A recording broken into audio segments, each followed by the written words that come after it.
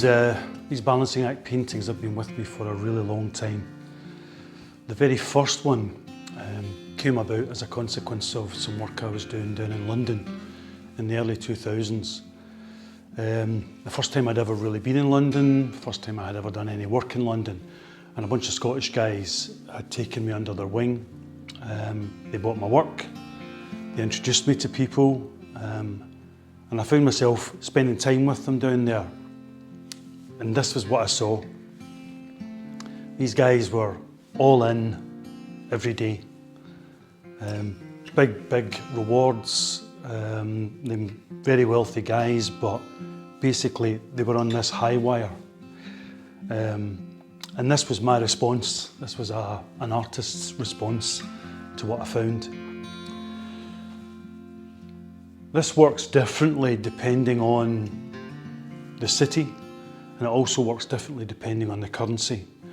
If you forget about any messaging that might be involved, simply looking at these banknotes as marks on a canvas, because these are the dollars, the whole thing is very tonal.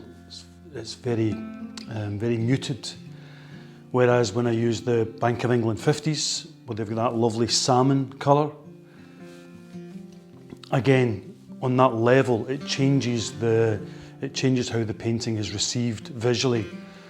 And these work just as well in Hong Kong, in New York, in London, in Glasgow, in Edinburgh.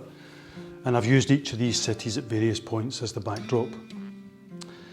You make a painting and you have a particular story that you want to tell, but the brilliant thing about doing what I do is that often that's not the story people receive.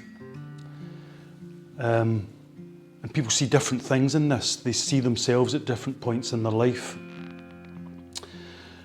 So this could arguably be a metaphor for the precariousness of contemporary life.